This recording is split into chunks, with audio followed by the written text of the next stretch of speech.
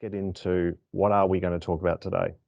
So we always start with this particular graph, and it's just to highlight that intangibles have gone from not being that significant in 1975, but they only accounted for 17% of the value of the S&P 500. So why do we use the S&P 500? Well, it's the broadest economic measure that we can find of measuring value. And the way you calculate these figures is you take the market cap, less the fixed assets, the debt, the cash. The only thing that's left is these things called intangible assets. And we take the broadest definition of this, which is it's anything that you can't kick with your toe. Now, what you see happening in the 80s, 90s, and 2000s is two things. The one that's probably quite obvious to everyone is where you see the digital companies coming on stream, Instagram, Facebook, Yahoo, etc. And they were, they didn't need a lot of tangibles. But the other thing you're seeing, because this is a US example, is the US offshoring its balance sheet predominantly to China. But they didn't just pick up the what, they also sent over the how. And we certainly talked about that in the risk session. And so now intangibles account for 90% of the value of just the S&P 500. So the area we deal with is the yellow. And that's what we're going to be focusing on today. The other thing that we often find is that there's lots of ways of describing in what ultimately we call intangible assets. And depending on who you're talking to, and I'm sure one of these phrases, one of you is, you've used at some point, probably even last week. Now, lawyers typically regard it as IP, and when they're talking about it, they're mostly talking about the registered rights, things like patents, trademarks, etc. And entrepreneurs, we call it secret sauce or our competitive edge, our unfair advantage. Warren Buffett calls it an economic moat. But ultimately, what you're trying to explain to another party is how are you going to drive your margin and or ultimately your market share. And we define it as I mentioned, anything you can't kick with your toe. It's an asset because it's a value to either you or someone else, and it's intangible because you can't touch it. And we're going to come back. This slide's quite key because in a few slides down the track, I'm going to come back to why margin and market share are so critical to the conversation we're having with Sarah today. But if you think about it, if you look at most businesses, what you see is the stuff that's above the waterline. And what's missing is, unfortunately, the things that are below the waterline. In fact, they're ignored on the balance sheet, the P&L, they're definitely not on the fixed asset register. And so it's the things that are below the waterline, as we all know instinctually, is where the value is in pretty much every company, in particular if they're a high growth company. And this is something I know Sarah's going to be sharing some of her war stories today. So these intangible assets are not only important, but they're also the primary reason that most companies are able to drive their performance. And if you think about it, no one's going to pay $200 for a pair of shoes that cost probably $2 or $3 unless they've got the Nike swoosh and the Nike name on them. And as you can see with each of these individual asset classes, it almost doesn't matter what they are, but as we're going to come back to, it's how they work together. Now, it's interesting. If I was to say to probably most people, and in particular, traditional manufacturing businesses, do you have intangible assets? They'll probably say, no, we don't. But actually, if we were to take, let's say, a manufacturing business out in Western Sydney, like Rhino Rack, as we talked about with Tyler, what you find is they've got a huge amount of intangible assets, but they're defined as different things. And as Ernie shared with us, one of Rhino Rack's most valuable, in fact, probably the most valuable asset that Rhino Rack has is its bill of materials. Because the bill of materials often is the source, or as I describe it, the treasure map to where all the treasure is buried inside a business. Yet, interestingly enough, when you ask most people about intangible assets, or let's say IP, they'll typically talk about patents first. But what's interesting is when you rank them in terms of not just the volume, but also the value, what you find is it's the non-registered rights, things like confidential information, data, systems, processes, where most of the value sits in the business. Patents, things like that can be very, very important and can be key in certain industries, but they are significantly down the list. So what you find is that not just the boards, management teams, but investors, if you don't know what intangible assets you own, then as we talked about in the first session, then you won't know what the risks are. The third is, well, okay, how's this actually driving our economic performance? And the example we use here is you buy a t-shirt in Bangladesh for $1. You sew a Prada label on it, and it's now magically worth $200. Yet, for any accountants on the call, you don't see $199 of brand value showing up in the P&L. In other words, you don't know it's the brand that's doing the heavy lifting. And the last point, as we're going to be talking about today, is, well, how do I start to make more money from this? And in particular, intangible assets are worth more in big hands than small hands. So it's about finding the right owner, acquirer of your asset so that they can then not just make money from it, but then pay you accordingly to be able to make money. So that's just a quick recap. Now, what I want to talk about is what we talk about in terms of an intangible asset position. And the best way to think about this is that it's how the intangible assets work together. The analogy I like to use is I kind of think about intangible assets as fingers. And as we know, fingers often by themselves are quite weak. You certainly wouldn't want to punch a punching bag with a finger. So you've got to get the fingers working together and ideally form them not into just one fist, but into two fists. And this is one of the things that I'm going to unpack shortly. But it's ultimately about how your intangibles then also work with all the other aspects of your business, you know, how much capital you've got available, what your current business model is, and also what your business strategy is. Now, I know this is something Sarah's going to be talking to us about shortly. So in terms of the economic opportunity, this is essentially how much money you can make from your idea. And one of the classic mistakes that we find, and I remember when the founder of EverEdge, Paul, literally drew this for me on a napkin 11 years ago in an Italian restaurant. And he said, you know, and I thought, as you heard from Dallas, I've had a pretty good career and I've, you know, grown some pretty incredible businesses. But he said, Mike, you're like every other business person. What you typically look at is it a good idea or is it a bad idea? I went, yep, that's pretty good.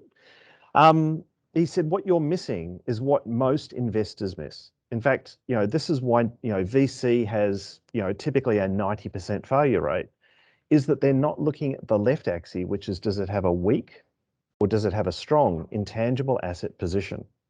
And remember, the intangible asset position is how all of your fingers are forming into fists. In other words, how are the intangible assets working collaboratively to give you that defensive position? And I'm going to give you some case studies shortly about this. Now, the reason this is critical is that, well, if your product's a failure, well, it's a failure. And guess what? No one's going to copy you. And even if they do, they're going to work out that it wasn't such a good idea and or wasn't scalable, or maybe your timing wasn't right. But the challenge you've got is if you've got an amazing idea, but you've got a weak intangible asset position, unfortunately, everyone copies you. Not just does everyone copy you, but it's at a point you find that you're also having to lower your prices and you're now operating on subsistence margins. One of the best examples I can think of this is Uber. You know, Uber goes and spends hundreds of millions of dollars to break all the regulatory approvals. Remember, Uber used to be illegal in Australia. You know, you had drivers being fined. I don't know if any ever went to jail, but they were certainly being fined. And then Uber uses its capital to pay lots of lawyers to essentially break the regulatory approvals. But not just does Uber get the ability to do ride sharing in Australia, but you also see very quickly after the legislation gets changed, Ola, Didi, and the many others also come in. So it's a bit like using an army to break down the wall of a castle, but then all of the other armies just follow you through the same wall. And as we know with Uber or Ola, whoever you use, often, you know, each week you get a discount offer and it's really about whoever's the cheapest. So in other words, it's just a race to the bottom on price. Okay, so if that's a weak intangible asset position, then in a strong intangible asset position, not only do you want to be as hard to copy as possible, but it also means that you're able to hold your margins. And as we know, this is critical in particular for your investors. So if we go back to, if you remember, I said that intangible assets are a driver to not just your margin and your market share, But actually what they are is the stronger your intangible asset position is, it becomes a direct proxy for what your market share is or your attainable market share is. So in other words, if I've got a product that's amazing and everyone wants it, but no one can work out how to do what I'm doing, or they can't get a legal way to be able to do what I'm doing, then they end up having to buy my product. And a good example, I think, of this is Apple. If you want to get access to Apple's ecosystem, to their app store, you need an Apple product. You can't do it with an Android product, for example. And so that's how they're able to protect that market share. And this is why you see Apple's able to sell their products at a significant premium to obviously people like Android. So, okay, the strength of your intangible assets is a proxy for your market share, but it's also therefore a proxy for your revenue and margins, which is how you derive a profit, and ultimately how you generate a return on investment. And unless you're in the not-for-profit sector, this is why we get into business. We come to work each day to ultimately give ourselves as shareholders and also our investors a return on the capital they've given us. So I know this is a really simple slide when you look at it, it's unpacked, but it's taken, there was a lot of thinking to make it that easy to digest. So that's the first thing, is thinking about, and what I'd love everyone to do is, as I'm going through this, is think about where you think you sit on that spectrum between black to yellow. And more importantly, when we're working with a client, we're always thinking, how do we move them further up? How do we get them as far as possible into that yellow section? The second aspect is how you can make money from the idea.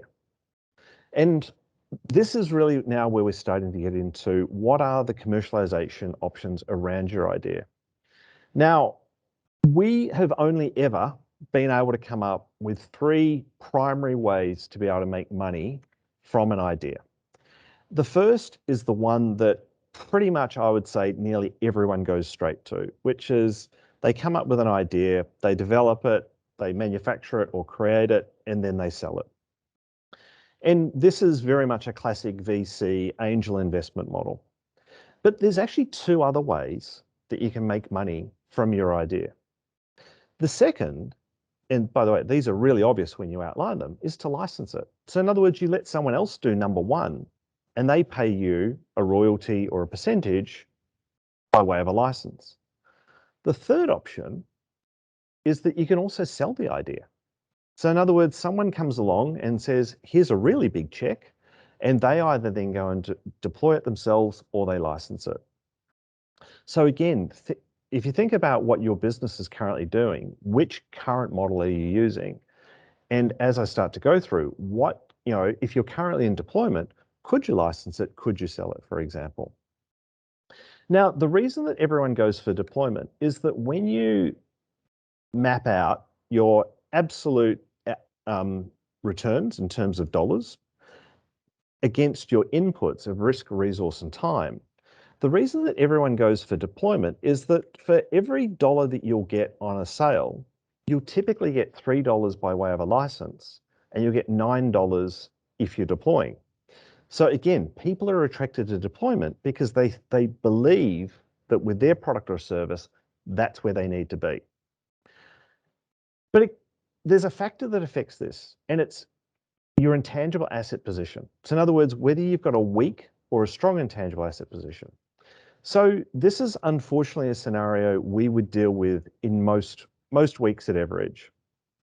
And we've either advised the client before they've gone off to sell or license their product or service that they might have a weak intangible asset position, or we find out after they've tried to sell or license. And this is pretty much how the conversation goes. Now, this is normally Kiwis and Australians, because we're very trusting, normally dealing with a US acquirer or licensee.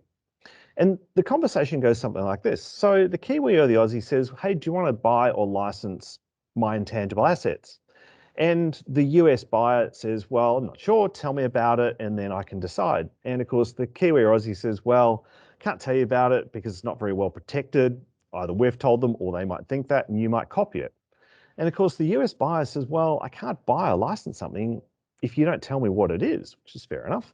And of course, the Kiwi or the Aussie says, well, despite its weak protection, you seem like a pretty honest person. I'll tell you about it.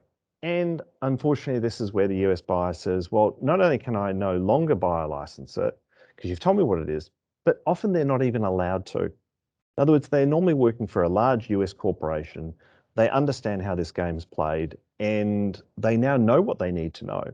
And this often happens when someone believes they're protected, for example, by way of a patent, but actually the strength of their intangible assets is sitting in a manufacturing process. In other words, a trade secret. And I could literally sit here for hours and bore you to the nth degree about the number of examples where we've seen exactly this scenario play out. Australia, US company starts negotiation. Normally what happens is it's all, come around to my place on the weekend for a barbecue, get to know each other's kids. They tell them more and more about the business. And then after a period, normally of 3 to 6 months, all communication stops. There's no more emails, there's no more phone calls. And what's happened is that they've worked out what you're doing. And unfortunately, you might not be protected by way of your patent or your other intangible asset rights. So remember, I mentioned it's about how all the intangible assets work together. Now, coming back to the previous options of whether we sell, license, or deploy, what you find is that where the strength of your intangible asset position impacts what your options are, is that if you've got a strong intangible asset position, what it essentially does is it takes that yellow line and it actually bends it up. In other words, you're putting the same amount of risk, resource, and time, but you're getting a much higher rate of return. So someone's going to buy it, normally for more money. They're going to license it, normally at a higher percentage.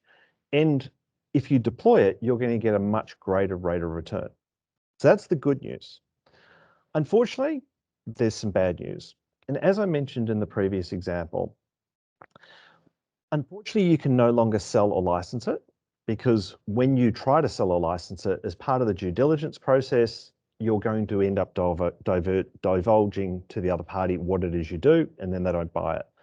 So what it means is that you're only left with one option, and that is to deploy, but you're doing it at a much lower rate of return. Remember, I mentioned it's essentially a race to the bottom.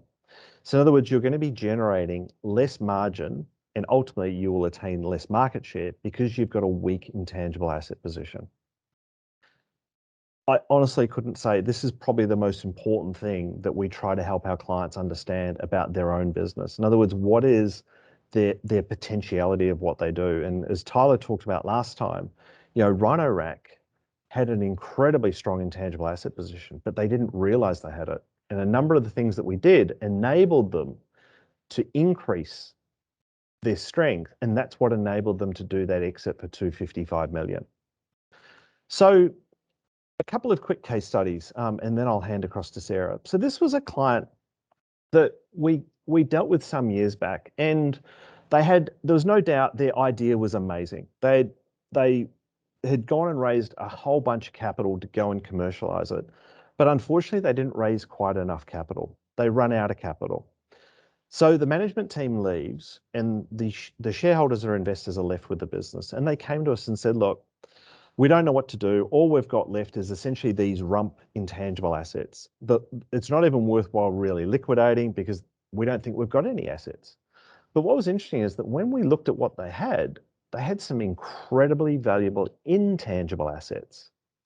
And not only did we identify that they were valuable, but we worked out who they would be valuable for. And we ended up selling the assets for tens of millions of dollars. So an 8-figure sum. And what it meant is that instead of the investors walking away with nothing, they were able to generate a 45-time return. So in other words, a 45x return is incredible. Most investors would be lucky with a 20x return. And what did they essentially do wrong? Well, what they should have done is not try and deploy. They should have either sold it or licensed it at the very least. And it would have meant not a $45 return, but a significantly higher rate of return for the investors, probably in a much shorter time period as well. So in other words, they got their strategy wrong. They picked the wrong commercialization option. Second one I wanted to talk to you about, and this is one that Sarah was involved with, was a client that came to us and wanted to essentially export fresh dairy around the world, which was not such a great idea. But as part of doing that, they'd actually developed a really amazing packaging technology. In fact, if you can see in that boy's left hand, it's a squeezable yogurt bottle. So in other words, you don't need a spoon, which is great for school lunches, etc. Not only was it a great idea, but it also meant that in the manufacturing process, it used 35% less plastic. So their option was to either deploy it, but unfortunately to a very, very small market, or not to do the fresh yogurt, but to do the packaging technology. And this is where we got involved. So not only did we identify that they had some incredibly good intangible assets, there was a patent over what they were doing, there was trade secrets around the manufacturing process, there was the formulations, there was a brand, which was Crush Pack. So we then set about licensing that, and we ended up licensing it all around the world, and it shipped over 1 billion units. Not only that, but what it meant is that because it's licensing revenue is valued much higher than just operating revenue because it's recurring. In other words, once you set up the license, which is the hard bit, it's almost 100% margin every year. It also increased their EBITDA by 15 times. So if you've got a standard operating EBITDA, as Tyler talked about in the last session, of say 4 times EBITDA, this is that multiplier effect, and 15 times 4 ends up being 60 times on an exit event. So in other words, you get 4 times for your operating revenue and 15 times for your licensing revenue. So, okay, why doesn't everyone license? Well, it's something that we look at for every one of our clients. And one of the advantages of licensing is that obviously you don't need as much cash as you do for deployment. It does take a little bit of time, but once you've got it set up, it's incredibly high margin. It also enables you to go to places that you might not be planning on going to. So for example, it's not unusual that you may want to deploy in your home market, say Australia or New Zealand, but you might want to license into countries that you don't particularly want to go into. It also means that you're not restricted from a manufacturing scaling point of view, like a Rhino rack is, for example, where you've got to actually deploy your product. And as we've found out with COVID, obviously you can get to places you normally can't get to because you don't need to. Someone else is doing that in the local market for you. Whereas with a sale, it's normally even smaller capital. It's typically a faster process, and you're getting immediate cash because you're transferring the risk of either the deployment or the licensing to the licensee or the acquirer of that. And what we also find, which is quite interesting, is that even when we're often starting off on a licensing discussion, it will often end up in the licensor acquiring that technology because they often get to a point where they go, well, look, I'm going to pay you a license. Hey, look, I'll just pay you some more and we'll go off with that. So one of the things I would put to you is that, again, most people focus purely on deployment. And the question I would put to any client, in particular if you're at an early stage or you're scaling up or you're going into a new market, is deployment the right way to do it? Or can I license or can I sell? And also, should I license and should I sell? So a couple of questions just to leave you with is to how you go about doing this. And obviously this is something we can help you with too, is, well, what is the broader business strategy? I can't tell you how many times we've started a licensing conversation. I remember one in particular, and the 100% owners of the company were in their late 60s. One was in his early 70s. And I said, well, this is obviously pre-COVID, do you guys want to spend time on planes? And they said, no, we don't want to leave our home market. And I said, well, that's not going to really suit what you're trying to do because with licensing and sale, you definitely need to be getting on planes. And also too, from a time frame point of view, if you want something that's going to happen a lot faster, then you might want to look at either a sale or a license. Whereas if you're prepared to maybe hand your business down to your kids, then you may want to look at things like deployment. And obviously, what's the makeup of your existing team or the team that you're bringing on? Do you have the ability, for example, if you're going to expand into the US, to be able to take people from Australia or New Zealand and then put them into that US market to deploy? If not, then you may need to look at sale or license. How much capital do you have available to you? and also what are those relationships that you've got in that market? One of the reasons that we're able to license Crushpack is because we form some amazing licensee relationships in those markets. And then probably the obvious one I'm hoping at this point is, well, how strong or weak are my intangible assets? And the worst mistake, again, you can make is trying to license or sell something that's got a very weak intangible asset position. So I think I'm still on time, so that's great, Dallas. Now I get to hand back to you so that you can have a chat with our very dear friend and guest, Sarah. Thanks, Michael. Interesting as ever. And I think a lot of people at agritechs on the call have a lot to think about when you leave them with those kind of questions. So, Sarah, I'm really interested to hear about your kind of intangible assets journey. I know you worked at EverEdge before moving on to now Fonterra. Would you be able to give a bit of an introduction and kind of your background in how you got involved moving into Fonterra? So thanks everyone for having me. It's great to be here. How did I get involved in Fonterra? Well, we were actually doing some work with Fonterra at the time, and I'm sure a lot of people on this call, just considering the industry we're all in, will be aware that Fonterra's had an interesting couple of years recently with strategy resets and changes in direction. And I think as part of that, Fonterra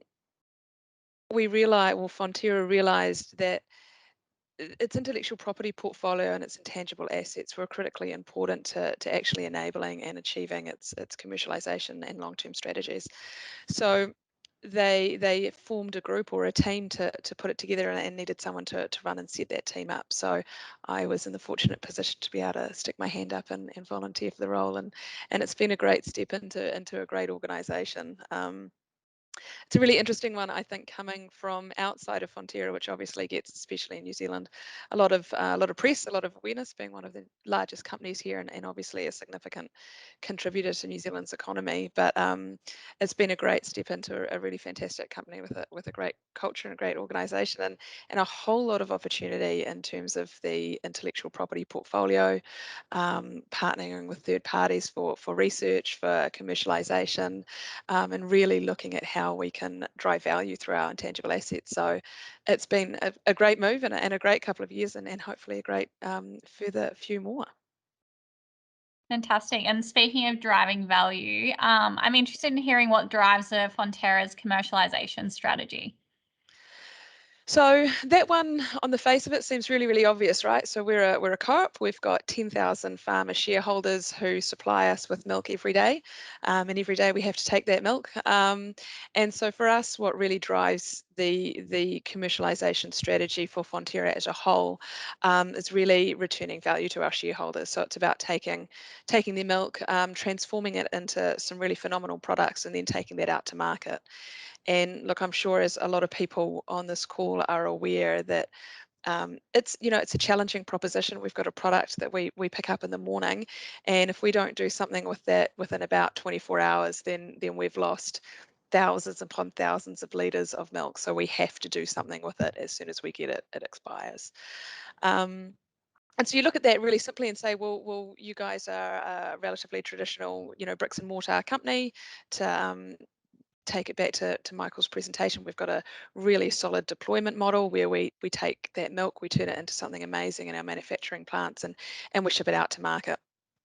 But throughout that, we've got a driver to really add value to that milk. So a lot of people look at Fonterra as being a commodity player, and we absolutely have a section of our business that sells a commodity product. But there's also a significant amount of product that we sell that is incredibly value add, that's got an enormous amount of intellectual property in it, both in the end product and in how you make it. So some of the products that we make are incredibly difficult to make. So for us as a business, we have over 300 technicians and scientists down at our research and development centre. It's one of the largest dairy research centres in the world, that's pumping out intellectual property and tangible assets day in, day out. we've got almost 40 plants around the world, and the amount of intangible assets that they deploy to actually make our product is mind-blowing. And we, I think, realise how good we are at manufacturing these products every time we enter into a joint venture, set up a new plant, or partner with someone and have to send our technical experts over to get it implemented in plant, right? So for us, our commercialisation strategy is delivering value back to our shareholders. The best way of doing that is to add value onto their milk, and the best way to add value onto the milk is to innovate, create new products, and within that we create intellectual property. And it's about how we use those assets, those intangible assets, to drive our sustainable margins, to drive our partnering, and to get really great product out into market. So that's probably the kernel of it. There's obviously a whole lot that goes in there as well. And are you able to take us through some of those successful commercialization opportunities that you've kind of been involved in, and also what was the driving strategies behind that? Yeah, sure. So as I said, intangibles are in every single product that goes out the door for us. They drive for us our competitive advantage in market. So our competitors actually cannot physically create some of the products that we create, or because we've got other intangible assets like patents in place, even if they know how to make it, they can't. So there's absolutely a competitive edge aspect in there. It drives margins, it drives value back to our shareholders. But more recently, and with some of the changes in strategy that we've got within the business, we're looking at how we can use these assets to really drive specific value within the business. And one of the ones that I think has recently been getting a little bit of media attention, and we launched earlier in the year, was a complete change in strategy with how we are approaching our food service market in the US. So the US is one of the world's largest food service markets. It's also one of the most complex supply and distribution chains I have ever seen. It is mind-blowing. Um, and so it's a large market, it's highly valuable, it's a complex supply chain distribution model. And also from shipping fresh dairy products around the world, there are significant tariff barriers and other issues around getting fresh dairy into the US market as well. So it's not impossible, but it's tricky. So for us, in order to really access and really leverage and gain a lot of traction in the US food service market, we're having a look at the different business models that we can employ to get there. And one of the ways that we looked at doing that and have actually done is to say, well, how can we leverage our strengths, partner with another entity, and really take a great product to market in a great way, and provide some direct returns back to Fonterra. And so what we've done in the US is we've licensed some of our highly unique cooking creams and culinary creams to Land of Lakes. So Land of Lakes is in some ways similar to Fonterra. It's an incredibly large dairy cooperative based in the US. They have phenomenal access and distribution into the US food service industry already. So they're a really big, well-known brand and company over there, both in retail but also in food service.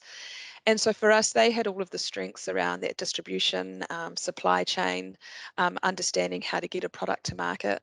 They had a US-based milk supply, which is, a phenomenal advantage, and they also had manufacturing connections as well. What we were bringing to the table was our product, our knowledge, our know-how, our understanding of how to manufacture that. And also for us, our brand was really important in there as well, which was really nice as well. So we were kind of bookending that process, I guess, and needing to leverage that distribution. So we've licensed our culinary creams into Land of Lakes, which has been phenomenal.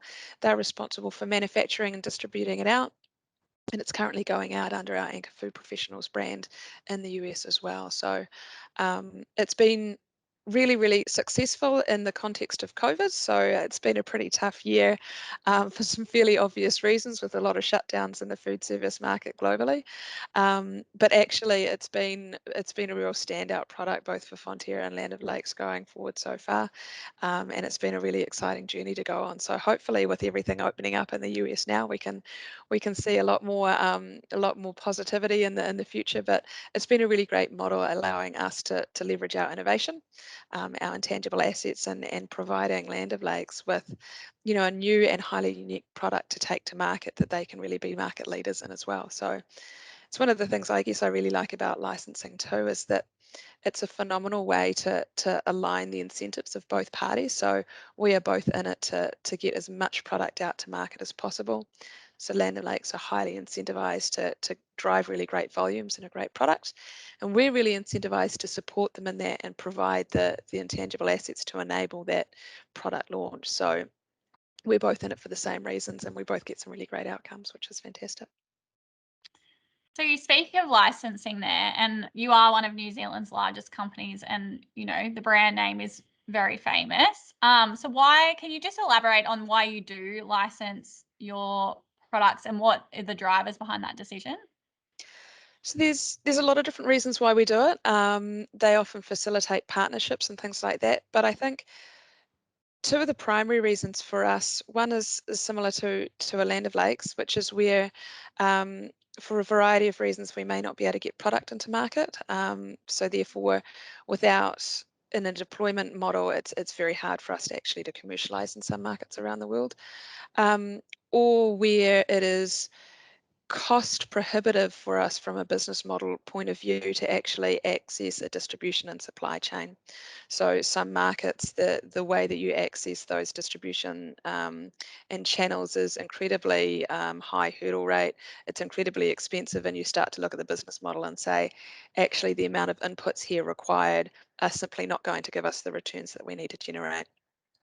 So in both of those kind of scenarios, licensing start to become a really viable business model. So you can get into previously inaccessible markets, and you can access supply chains in a very low cost manner, so that your EBIT returns, or the profit that you generate out of that innovation, actually start to become really viable and really healthy.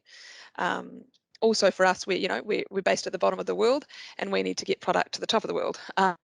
And that's a difficult, challenging, and at the moment incredibly expensive operation. So sometimes it just makes more sense to export our IP rather than to export our product. I think the other area where for us licensing really, really makes sense is to drive secondary revenue streams off our products and innovations. So we can create some great ingredients, and the majority of our business is a B2B ingredient supply. So we supply some of the world's largest consumer brands with the dairy-based ingredients that go into their final products, right? But a lot of what we do also is we've got, as I said, a whole lot of scientists and technicians down at Palmerston North at our Research and Development Centre, who actually understand and figure out how to put our ingredients into some really, really phenomenal formulations and end user products. And so for us, some of these formulations and some of these products are incredibly complex, and our customers have simply been unable to figure out how to do it. So one of the major areas at the moment is high protein products. So if you start really pushing up the protein percentages in a lot of products, those products start tasting really nasty. They start having really high viscosity. They're not particularly stable. So they have a whole lot of problems. And our technicians and our scientists, in a lot of cases, have figured out formulations and ways of making a really great tasting sports bar, or a really great tasting with great mouthfeel and texture yogurt that's massively high in protein, for example. So what we can often do is sell in an ingredient and drive a secondary revenue stream by licensing a formulation. So our customers then can take some really great ingredient products that we've manufactured, but also access some really phenomenal formulation know-how and expertise around how to make a really, really good product that will really work in market and really appeal to their consumers. So as an organization, we're incredibly customer driven, and we're incredibly consumer driven, even when we're making products that we're not necessarily going to take out to the consumer. It's really about understanding what our customers want and applying our knowledge and expertise to drive a solution. So those are probably the two primary reasons why we would look at licensing or leveraging our IP as well. It's really interesting to hear, the term exporting IP. And we work with a lot of food tech startups, and I think, some of those small lessons learned that you've been through and that advice could be really helpful for them. And speaking of kind of lessons learned, do you think you know, you've learned some lessons through this kind of process that you have been on this journey that could help smaller companies in terms of intangible assets? Yeah, so I think, and these are probably lessons that have come from both my time at EverEdge and also working within Fonterra as well. That Michael's comment earlier that don't default to a deployment strategy is really, really critical. So, and you know, if anyone from my team were on this call, they'd start rolling their eyes. But for me, it's all about conscious decision making, and I'm talking about conscious decision making an awful lot, hence the rolling eyes comment. But for me, it's around sitting down and saying, really, what resources have I got at my disposal, and what is the best way to drive money from these? And I think when you're a smaller business and wanting to export and play on you know the global stage, if you can't deliver or manufacture enough product to meet demand, then actually sitting back and saying, right, can I work with somebody else who can scale this much faster and much more effective than I can, is a really important decision point. Um, you know, if you sit back and say we're really, really strong on our product development around our manufacture, but we are not strong on channel to market, again, it's about being really honest with yourself and saying, this is an area where we don't have a strength.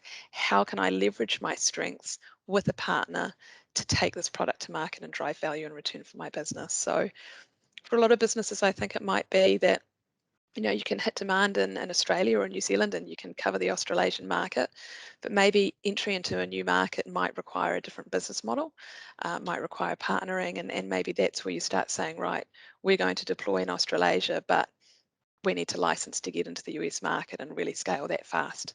So not just saying, right, well, this is how we did it in this market, we're going to do the same in another market, doesn't always translate so well.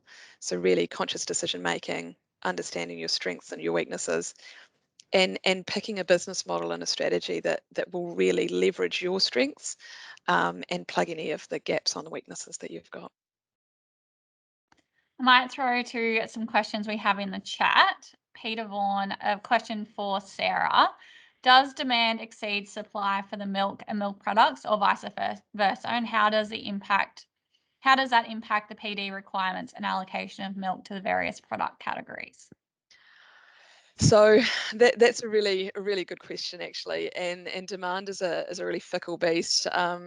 We have an incredibly large and complex set of products that we take out to market, and those products are often, the amount that we can make of those products are often, you know, really dictated by the amount of other products that we're making. So they're coming out of different streams of our manufacturing processes. So we actually have an entire team of people within Fonterra who on a day-to-day basis are managing demand from our customers, our contracted amounts, and what we are putting through a manufacturing plant on a daily basis, and you know what lines we're turning on and off to meet demand. So unfortunately, that's not a pure, hey, you know, demand exceeds supply and kind of question. It's in a lot of areas of our business it does, in other areas of our business so not so much, and it fluctuates daily. So I have to admit, looking at what those guys do and how they run their decisions, I'm really glad I'm not in those teams, because it's a complex piece to run. Peter's also got a question for Michael, which we might jump to, which is something you mentioned in your presentation. What was the IP license in the yogurt case study? This is almost a question for Sarah, because Sarah was a lot closer to this one than I was. So I thought if Sarah wasn't on the call, I'd happily answer it, but I feel bad. So Sarah, over to you. All right. So this one was actually one of my babies when I started at EverEdge. So for quite a few years, I guess I double-headed.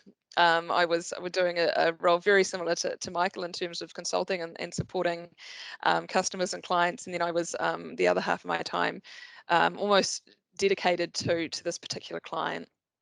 And the IP in that, so we've got to remember here that the IP was sitting in the packaging for the innovation and was all about on-the-go consumption, which has been a market trend that was just starting, I guess, about 10 to 15 years ago, and it's obviously been one of those trends that have continued.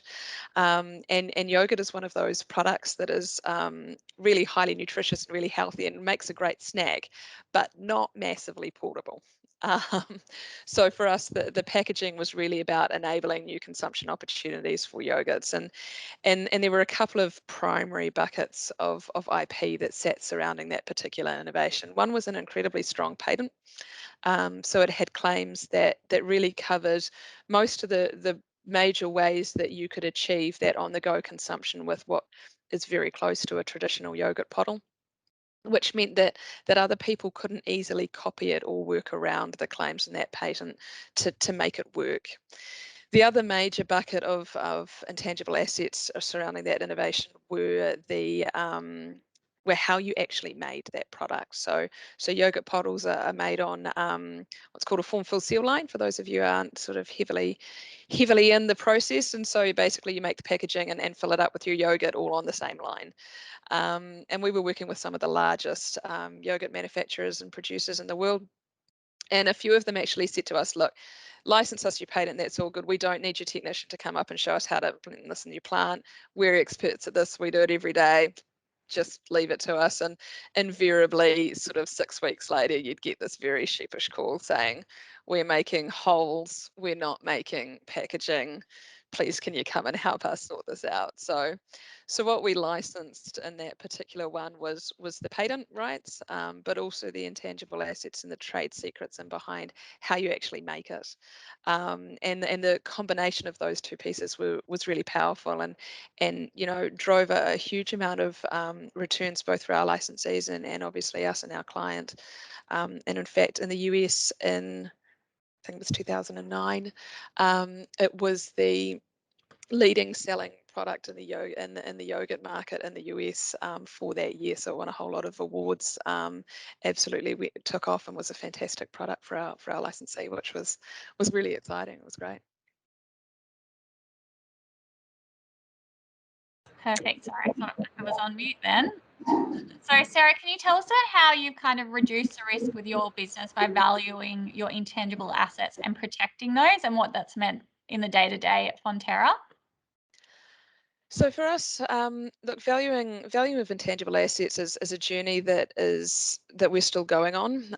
Most of the time, when you step back and actually go and value an intangible asset, it is very much transaction driven. So the current accounting standards and the way that that intangibles are dealt with on a financial reporting on a a regulatory basis are basically absent. There are a few areas where sometimes you have to value them, but essentially they absolutely fly under the radar on a regulatory basis. So at a annual reporting basis for Fonterra, we don't have particular valuation or reporting obligations. But where that valuation piece really kicks in is whenever we enter into a transaction. So if we're looking at licensing or selling any of our intangible assets, and when I say licensing, I mean both us licensing our IP out to people, but also when we're licensing other people's intellectual property in. So obviously, as Fonterra, with the scale and channel access that we do have in a lot of industries, we will occasionally license in other people's intellectual property and take it to market for them. And so for us on both of those occasions, valuing IP is pretty critical, making sure we understand what we're paying for, or on the flip side of that, making sure that we're getting value in these deals. The other area where we're starting to look at how we value this is in just on a day-to-day BAU basis is our pricing. So if we've got a highly unique product in market, and if that highly unique product is being driven by really strong intangible assets, and if that means that our competitors simply cannot put a similar product onto market, which is the case for a few of our products, then how do we ensure that we're pricing those products appropriately and really valuing the contribution that the intangible assets are making? So we're doing a bit of valuing work there and setting up our pricing structures as well around some of those unique attributes and value propositions that are being protected and driven by the intangibles. So it does come in every day on a reporting and an auditing basis, not so much, but absolutely on a transactional basis, it's pretty critical. Hi, Sarah. I was curious to know, in terms of sustainability, and I'd like you to add a little bit, Michael, with your experience with other clients as well. How would you say that sustainability has shaped your approach to commercialisation today and its ongoing role in driving value in the future? Like you've mentioned ingredients, formulations, and the direction that you're taking and meeting customers' needs. So here I'm assuming that are you referring to sustainability as in kind of climate-based greenhouse gas sustainability or sustainability of returns and ongoing margins? The first, but Yep. interested to hear the second as well and how that ties in. So if we look at sustainability around climate change and greenhouse gas emissions and things like that, look, I think dairy gets a pretty bad name globally, look, obviously we are producing greenhouse gas emissions and we're doing an awful lot of work to reduce all of that. But one thing that I think the global reporting really misses out is that the business models of New Zealand-based dairy farming and obviously extending into Australia as well to a significant extent is really that we have some of the most sustainable business models and farming practices in the world, and actually the footprint that the pasture-based farming system employs is a hell of a lot lower than your barn-based feeding and things like this. In terms of how Fonterra is taking this at a sort of a strategic and a company basis, and look, this is not my full area of expertise. We've got entire sustainability teams that work on this. But we are very, very keen to make sure that we are behaving properly and appropriately within our business practices, that we are reducing our footprints, that we are looking at ways of reducing our greenhouse gas emissions. Fonterra is one of the world leading dairy companies in doing this. So number one, we have one of the lowest carbon footprints in the world. Number two, we are putting out a whole lot of products that are carbon zero or carbon neutral. So if you are in, especially the North Island in New Zealand, there's been a couple of recent launches with carbon zero milk and things, which is really exciting to see. There's a lot of transparency going into our supply chain as well, so that we can show customers exactly where those carbon emissions sitting and what we're doing and how we're offsetting them. But then if we step into the innovation area, which is probably getting closer to where obviously I get really excited and interested, we're working with a lot of third parties. Some of them are actually Australian entities as well, to look at how we can use innovations to reduce the greenhouse gas emissions, especially, so mostly methane emissions, on farm. So we have on-farm sustainability targets, and we have sustainability plans on most of our farmers' farms, but we also got a lot of technology going into that. So everything from looking at plants that can help to specialised probiotics that can help support and reduce the amount of greenhouse gas emissions through to other technologies that really convert methane emissions into much less harmful substances. So what we're doing there is we have some of our own internal research processes going on, but we're doing an awful lot of partnering with other companies to understand and do a whole lot of research to really solve that problem and make sure that everything's getting reduced. And obviously those R&D pieces involve a whole lot of intellectual property and IP, and looking at how we will use them within the business, how we can commercialize them into other businesses, and there's licensing and other things going on and behind the scenes there to enable those partnerships and to enable those innovations to get out to market. So it's a pretty exciting space. Yeah, great. No, thank you, Sarah. Your website in terms of what you're reporting on is incredibly extensive and transparent. So I think that's really great from a customer point of view as well as an investor. And I guess was curious to know, Michael, just with your experience, how would you say that you approach sustainability and building circular economies more on the finance side of things and with your clients in this path of commercialization? Yeah, as I was listening to Sarah's response, I was actually trying to work out how I can keep my response succinct, because we're just working with so many different clients across the spectrum, and I'm probably about to miss a whole bunch of them that are doing really cool stuff that big companies like Fonterra often want to license in. And this is one of the things, is that what you mentioned, I mentioned that a lot of the work that we do is helping clients like Fonterra be able to bring in particular, early stage ideas in, because why? It's cheaper, it's lower risk. They've normally de-risked it because they've already made the mistakes and had the sleepless nights and eaten all the beer and pizza.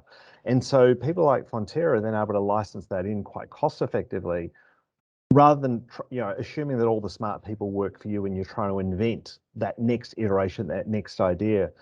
And as we're seeing from investors, in particular in the listed markets, they're now demanding this of the bigger clients. So we deal with it on both ends of the spectrum. We've got our big clients like Fonterra and Treasury Wines, saying, look, where are these really clever innovations out there that you guys are seeing? But then we've got the small kind of backyard inventors coming up with some incredible ideas. And just to mention a couple, one of our clients can literally take any form of e-waste and essentially turn that into 98.5% value. So, you literally drop a mobile phone in and out comes 98.5% of, renewables. It's, almost completely recycled, and that's only just going to keep improving. One of our other clients, is doing 100% vertical growing with zero external inputs. So they recycle all their water, obviously using solar, and they're now growing, tomatoes, lettuces, etc. And literally, it's an Australian company growing all around the world in some of the most hostile environments. Kelly, on the next session, Kelly Engineering's one of their key competitive advantages is they do shallow harrowing so that it doesn't disturb the soil structure, and obviously, potentially release carbon. So that's been, and I don't want to steal Kelvin's thunder from the next session, but he's going to talk about that. We've got another one of our clients that can take waste products like chicken feathers, and in 45 minutes, using an enzyme trade secret process, turn it into high value protein that people like Nestle and others, and maybe even Fonterra, then utilize in their own product. Otherwise it would be just going to landfill and then potentially creating methane. FarmBot, who's another one of our clients, I'm sure lots of their product is around making sure people aren't wasting water unnecessarily, and their growth into the US is representative of that. Swan Systems out of Perth, they help people increase their yield rates 20-30% by better water management. The classic example of where you go past normally a council oval and the sprinklers are going, they stop that from happening because they're taking Bureau of Meteorology data and then feeding that in and making sure the sprinklers aren't turning on. So, they're either licensing out or they're licensing in, or they're acquiring these companies. So, yeah, look, I would say that we are, even in the 10 years I've been at EverEdge, and Sarah, I'd be interested whether you agree, but probably when I started at EverEdge, didn't see a huge amount in what I would call the sustainability area, but now I would say probably half the clients, just as I rattle through my head, are involved in something that's trying to make the world a better place. And so from an EverEdge point of view, it's super cool because we get to work with this stuff and see it when it's literally an idea, but then be able to work with them and in particular make sure that as they're doing an out license, obviously not with Fonterra, but maybe say another company, that they're not being ripped off as part of that process. Either their ideas not being legally stolen, or they're undervaluing what they do, because again, it's not just what it's worth to them, it's what it's worth to the other party. And we saw this with Treasury Wine, when they did the deal with the yield, Treasury were just going to give them their growing data, because Treasury, to their credit, is in the public domain, by the way, didn't know the value of the data, and the data was really valuable to the yield. And so we're able to come up with a deal that enabled both parties to ultimately get that technology to market, to be able to help Treasury and also be able to help the yield. So I don't see this trend going backwards. It's a bit like the trend of intangibles just going up. I think ESG is going to keep doing the same. And, if they're just the stuff we're seeing today, I can't wait to see what we're going to see tomorrow. So, Michael, just on that, if there is an agritech on the call, I know of several kind of in our alumni that could have a product or a technology that they could license out to some of these bigger companies. What if they're watching this? What's the next step? If they're thinking, you know, this is something that they could be interested in doing, like, what's the next step for them? And I can feel Sarah probably busting out to this too, because it's the greatest frustration that we see is we see these amazing products where people don't think how to effectively protect them. And I'm not just talking legally, I'm talking commercially and effectively protect their idea. And as we saw from Jill from B to A2, you know, I mean, they were being hacked before they even launched their product. And so the first thing you've got to do is work out how strong or weak is my intangible asset position.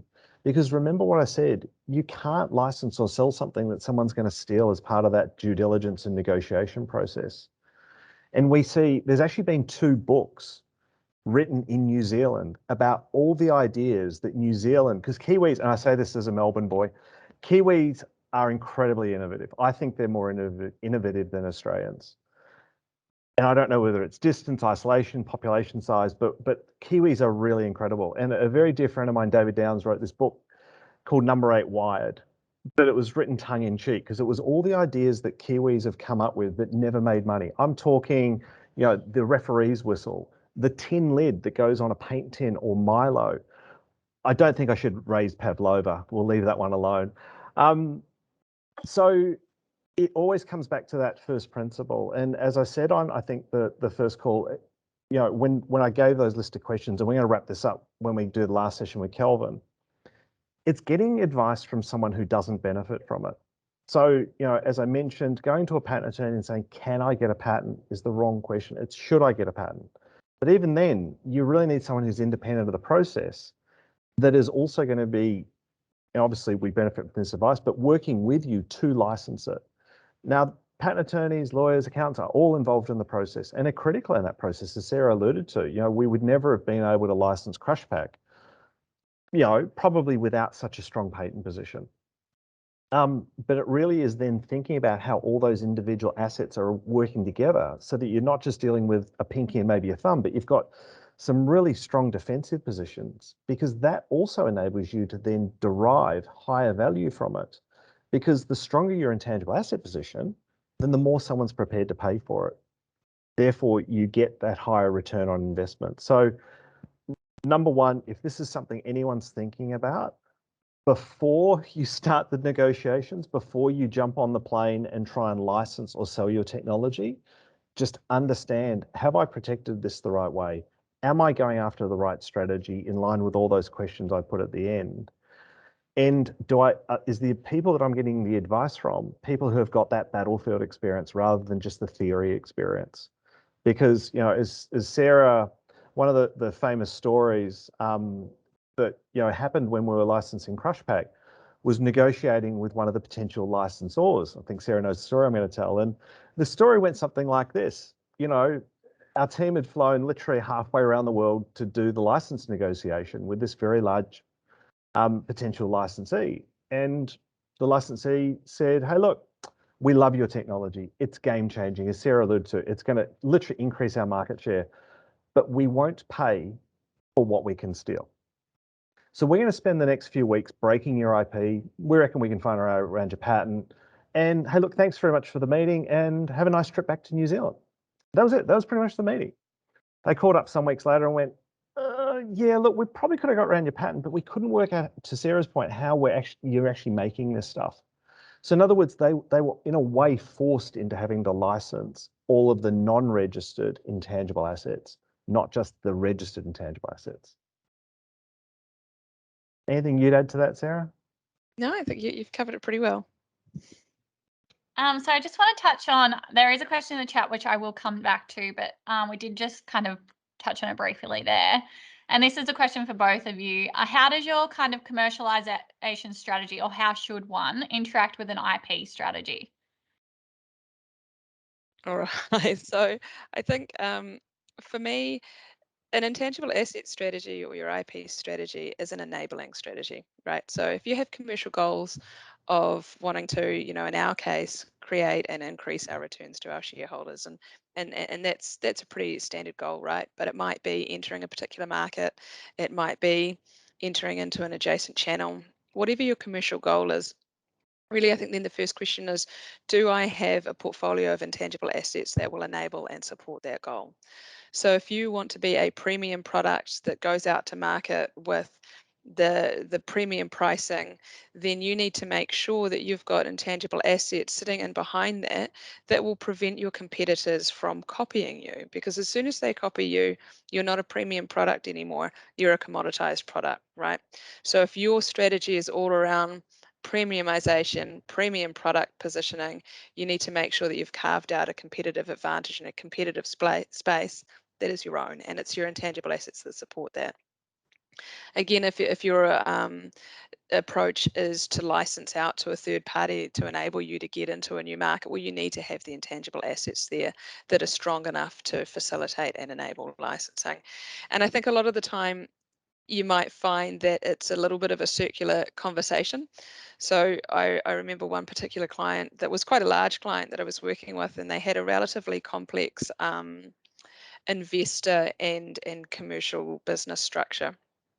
And I said, right, what are we trying to achieve here? And they said, we want to be, world leading experts in this particular field. It was a medical device company. And I'd done a whole lot of pre-work, and I sort of said to them, do you realize that actually 3/4 of that field you're prohibited from actually acting in because of all of this IP licensing and your cross-structure licensing and your business structure? And they said, what do you mean? I said, you actually cannot go out and do this commercial strategy because you're restrained from it. You can't access the IP that will enable it. And so then that changed the conversation into, well, how do we need to change our commercial strategy to drive the returns that we need from our assets? So it can be a little bit of a circular conversation sometimes, but you need to understand what your commercial goals are. And then look at whether or not your intangible assets can enable that, and can you strengthen those assets? Is there any way to plug the gap? Sometimes we'll look at licensing in just to acquire other people's IP to enable a commercial strategy. So it's not necessarily accessing new technology, it's accessing the rights to use the technology you've invented yourself. So it's really about saying, what's my commercial strategy, and do I have the assets to enable that commercial strategy and my goals? And that's really how they interact together. Yeah, I concur with everything Sarah said. So the best analogy, I was just thinking about, I like analogies because, I mean, what we're talking about is it's reasonably simple stuff, but this is stuff that you don't learn in high school. You don't learn in a degree. You cover parts of this if you become a patent attorney or a trademark attorney, but it's very much akin to building a house. And I was just thinking as you were talking, Sarah, I use this analogy a lot. And if you think about it, if you've ever had to build a house, you start with, well, what's my dirt? And your dirt then determines a lot of what you can do with that. And that's often your idea. And then, is the dirt really wide? Do you have a couple of hectares, or, is it on bedrock? Is it on peat soil? In other words, these are all factors. And to Sarah's point, these are starting to build up, your intangibles or your IP, what they are. Your commercialization strategy is, well, what am I going to do with the house? Am I going to rent it out? Well, you'll probably build different walls. If it's a rental, you might not put in, drywall. You might put in bricks, for example, because they're not going to look after it the same way you will. If you're going to lease the house out, what could it be used for? Are you going to put sheds on it, etc.? But ultimately, it's about how you're going to generate a return from that piece of dirt. In other words, am I better off putting a house, a market garden, growing stuff on it, etc.? And as Sarah said, these are all influencing each other. And the classic mistake we often find, to come back to the intangible asset strategy, it'd be like building a house and putting down a concrete slab, but forgetting to put all the plumbing work in underneath it. Now, you can do the plumbing after, but it's going to cost you a lot more. In other words, it's a very step process to commercializing an idea. And once you come up with an idea, what we do is we work with clients each step of the way to make sure that as they're building their house, that when they go to sell, rent it, or license it, they're generating the most amount of return from it. And one of my favorite sayings is, if you think good advice is expensive, wait until you pay for bad advice or no advice. And this is a call on my daughter's lives yesterday. a guy called us. He's had a patent portfolio for 19 years. He spent roughly $1.5 million for zero economic return. And he rang us and said, can you help me? I don't know what to do. And we're like, well, you've spent most of the money. You've only got probably another year to go on the patent portfolio. And, you know, I mean, the guy was in tears. His partner had left him. I mean, he gave me the whole war story. He'd mortgaged his house. And the sad bit is his patents are actually really good, but he just commercialized them the wrong way. And there was a whole process, if I could go back even 5 years, where we would have really been able to help him. And, you know, we know his patent attorney, and we spoke to his patent attorney last night, and they've been giving him the same advice. So the lesson I've learned as a founder, as a serial entrepreneur, is I've always tried to surround myself with people that know the things that I don't. And as serial electricians too, are always smarter than me. So again, that's how we were able to scale Salesforce from 6 of us to 8,000 people. We didn't do it by ourselves. We built this amazing team, not just internally, but we had great people around us that enabled that to happen. My next question, Michael, which I think you just kind of summed up, was going to be common mistakes you see from founders when building their commercialization strategy. But I think you just mentioned one. Did you want to add anything else to that? Yeah, and I'm sure Sarah's probably got a few. I'm just thinking about the stuff we see. Again, it's going to someone with a vested interest in the advice they give you. And, it doesn't matter what that is, any part of your life, you always want to try and find someone who's independent of the advice that they're giving you. Second, do they have battlefield experience? Have they actually stepped onto the battlefield? And, when you export, it's not going on holiday. You are going to war. And, as Sarah and I both experienced, it's lots of times on planes, no sleep. You've really got to be prepared for what you're doing. And you want to make sure the people that are giving you that advice, their frame of reference is that they didn't read it in a book, or they heard about it, or they studied it, but they've actually done it. They've sat across that table negotiating a license or a sale. I think the other part is that prevention is always cheaper than cure. And getting this advice early is, again, probably one of my top 5 pieces of advice. Because even the moment you go to get on a plane or think about any form of commercialization, you're talking tens of thousands of dollars. Or you go down a manufacturing route, and it's making sure that, as we talked about in the first session, is that you've done your intangible asset due diligence. In other words, how strong or weak is what I'm doing? And more importantly, what is that kind of, the best person to advise you about how secure it is a burglar. And sometimes we're working with our bigger clients, explaining to them that they might not have to pay full value for what they're potentially licensing in, because the person they're licensing it from, their intangibles might not be as strong as they believe they are. And so all of this ultimately comes back to the reason we're in business, is to generate that return on investment. So Sarah, you've probably got a few that I've missed. I guess, and everyone on the call is allowed to roll their eyes again, is that conscious decision making, right? So a lot of people, they accidentally fall into particular patterns, they accidentally fall into a business model without having really thought through what their skills are, what their strengths are, where their weaknesses are. So a second one, I think, is it's really important to be really honest with yourself. And I think that applies whether you're a large company or a small company, and that it just doesn't matter. You have to go in with your eyes open, understand your strengths and weakness, and be really deliberate and conscious about what you're doing. Also, I think if you're in the process or are getting investors on board, getting investors on board who understand what you're trying to achieve and where you're going, so that they can be supportive rather than getting in the way. So for a lot of high growth companies that have taken investment on board, we've seen ones that have had great investors that understand the dream, understand what's required to get there, and are really supportive and enabling and facilitating, and it's fabulous, and that goes beyond just money. But on the flip side of that coin, we've also seen situations where actually the investors have really stifled the growth of a company. They've come into it with different objectives, different timeframes, don't understand the industry you're operating in, and therefore have completely inappropriate expectations. So So I think that one, if you are in a high growth or investor driven company, just bringing on the right investors, it's not just about the money you're bringing on, it's about the people that come with that money is really, really critical as well. So just again, being really deliberate and thoughtful about that as well is really important. Fantastic. We've got one more question in the chat. So Karen Bradley has asked, any key tips for documenting trade secrets to then be able to license? So it's a really good one, and it's a really difficult one. So trade secrets can be really, really difficult to license. Our Land of Lakes deal that I referenced earlier is based, except for the branding, obviously, entirely on trade secrets. So it is all about documentation and it is all about management. So ironically, trade secrets, theft or misappropriation of trade secrets in most of the major jurisdictions around the world actually result in massive fines, but also can result in imprisonment.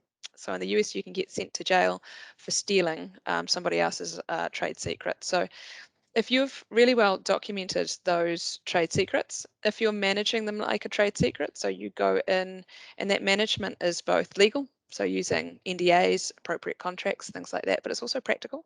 So don't tell everyone what it is. When you're presenting, you can talk about what I'd call the metadata. So you can talk about the what it is, but not the how. So I can manufacture X, but let's not talk about how we manufacture X. It's about understanding what part of your confidential information is your critical trade secret. So you might have a large bundle of information, and if we call it a manufacturing process, do you know what? 3/4 of that manufacturing process might be really well industry known, really well understood. It's confidential, but it's not a trade secret. But actually, there's 2 points in that process that are really critical. It might be a pipe diameter, it might be a heating process, something like that. Understanding exactly which part is the really critical part as well. And then really how you talk about it in a licensing situation. So again, it's talking about the what, it's about the value proposition that it drives, but it's not talking about the how. It's about being able to provide the potential licensee with surety that they will be able to manufacture if it's a process, for example. So you might be able to tell them most of it, but not all of it. You might be able to use an independent provider as an escrow. So you can tell that independent advisor, they can then go and look at your licensee's plan and go, yep, you'll be able to do this, don't worry about it. So it's about sort of de-risking things for people. Documenting is really important. You can document in a register the metadata, what the trade secret is, what it relates to, date it, when did you come up with it, and who came up with it. And who have you told? Really, really important. So, you know, have you told Tom, Dick, and Harry, or only Tom and Dick? Because if you only told Tom and Dick and Harry finds out, well, there's only 2 other places he could have found out from, right? So who you've told is also really important. And then, yeah, just being really, really careful and deliberate again on your communication. So it can be done. It's a lot harder, but it's absolutely viable. And then just very quickly in the last 3 minutes, because I see I've got the chat open as well, that Sarah Hunter's made a really, really good comment as well that we probably haven't covered today, but for me is really critical and really important as well, is that one key advantages of licensing is not just the license that you take to market, but it's actually the learnings, it's the future development pathways, it's secondments that you can do. It's really, because you've got such good alignment of incentives through this particular structure, you can actually get really close to your partner and really benefit in ways outside of that particular licensing opportunity. And it might be just further growth and expansion of your business, but it might also be second or third or fourth kind of innovation partnerships. So Sarah, your comment there is absolutely, you've hit the nail on the head. It's you know, it's a great way to form a relationship with another partner. Yeah, you actually end up, to Sarah, sorry, I just said, Sarah, you end up creating a whole bunch of holistic intangible assets that come from that. And yeah, as Sarah said, you know, you often see these partnerships last for a long time. So yeah, no, it was a great question, Sarah Hunter. Yeah. And great answer, Sarah Cross. So. Fantastic. Well, thank you both for joining us. We are wrapping up with time. So our next session will take place on the 18th of November and will feature Kelly Engineering and on going global and those strategies for success around that. Michael, did you just want to give a bit of a background on what the people can expect from that session? Yeah, so we're going to be bringing really together the first 3 sessions. So, we're going to be bringing risk, valuation, and commercialisation together. And Kelly is probably one of the best exemplars that we could think of where they've really got this stuff right. And as Calvin and the team have built an incredible business. He's got some great stories to share, and he's very much been driving the growth of Kelly, over the last 5-6 years with the rest of the family. So it's really, these sessions were really to unpack some topics that we often only get the chance to cover one at a very, very high level. And, we really wanted to share, the client side experience, as Sarah's been very, very gracious in doing today with us, and Jill did in the first session, Ernie did in the last one. But ultimately, it's about how you're going to make money from your idea. And, we all have ideas all the time, but unfortunately, we don't always make money from them. And it's really taking it beyond being in the right place at the right time with a bit of luck into it's a plan. And Sarah, I think, has outlined that really well. And it's a structured process. There are key people like building a house. You can't build a house with just a plumber because, you'll end up with a tap in every room and don't turn on a PowerPoint. So it's about making sure that you've got the right advisors around you, and the partnership with Evoke on this series has been fantastic. And we've got to continue to move Australia away from being so reliant upon the mining sector, getting more into the sustainable products. And agri is a great resource for Australia. So thank you again to Dallas and Sam for the opportunity, and as always, Sarah, you're incredible, and we've got to hire you back. So. We'll see.